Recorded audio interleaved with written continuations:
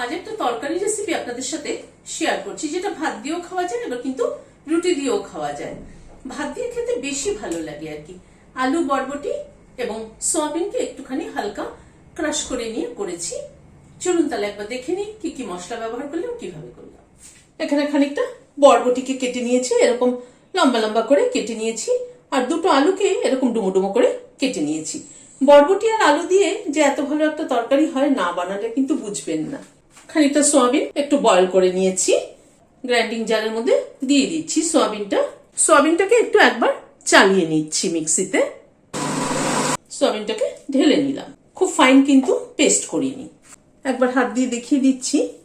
এই দেখুন, 1 চামচ উঁচু উঁচু 1 চামচ পোস্ত নিয়েছি, একই পরিমাণ তিল নিলাম, কয়েকটা চিনেবাদাম নিলাম, রোস্টেড চিনেবাদাম, একটা কাঁচা লঙ্কা ভেঙে দিয়ে দিলাম।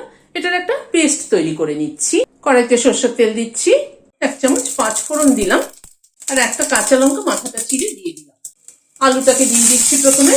আলুটাকে আমি একটু হালকা বয়েল করে নিয়েছি, আলুটাকে আগে একটু ভেজে নিচ্ছি। আলুটাকে একটু ভেজে নিলাম। একটা পেঁয়াজ কুচি করে নিয়েছি, সেটা দিয়ে দিলাম। পেঁয়াজটাকে একটু নাড়াচাড়া করে নিচ্ছি। মিনিট খানেক একটু নাড়াচাড়া করলাম, সয়াবিনটা দিয়ে দিচ্ছি। সয়াবিনটাকে দিয়েও একটু নাড়াচাড়া করছি। বরবটিগুলোকেও দিয়ে দিচ্ছি। নুন দিলাম, হলুদ দিলাম, একটু কষিয়ে নিচ্ছি একসাথে। একটু ঢেকে দিলাম, গ্যাসের ফ্লেমটাকে মিডিয়ামে রাখছি। প্রায় মিনিট 5-6 মতো ঢেকে ঢেকে রান্না করলাম, মাঝে ঢাকা খুলে নেড়ে দিয়েছি। সবজিটা কিন্তু আরেকটু ভাজা ভাজা মতো হবে। সবজি কিন্তু কষানোর উপরে সবজির টেস্ট নির্ভর করে। আরো প্রায় 3-4 মিনিট মতো তরকারিটাকে নাড়াচাড়া করে নিলাম। এবার এই মশলার পেস্টটাকে দিয়ে দিচ্ছি।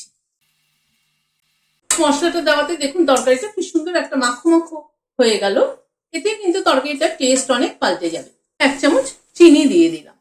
নুন মিষ্টির ব্যালেন্সটা ঠিকঠাক না হলে কিন্তু খেতে ভালো লাগবে না। লাস্টে একটু কাঁচা সরষের তেল ছড়িয়ে দিচ্ছি, আর একটা কাঁচা লঙ্কাকে ভেঙে দিয়ে দিলাম। একটু নাড়াচাড়া করে নিচ্ছি। গ্যাসের ফ্লেমটাকে বন্ধ করে দিলাম, দিয়ে ঢেকে দিচ্ছি স্ট্যান্ডিং টাইম 5 মিনিট। গরম গরম ভাতের সাথে কিন্তু এরকম একটা তরকারি হলে অনেকটা ভাতই কিন্তু খাওয়া হয়ে যাবে। ভিডিওটা যদি ভালো লেগে থাকে তাহলে একটা লাইক এবং সাবস্ক্রাইব করার অনুরোধ রইল। আজ তাহলে এখানে শেষ করছি। নমস্কার।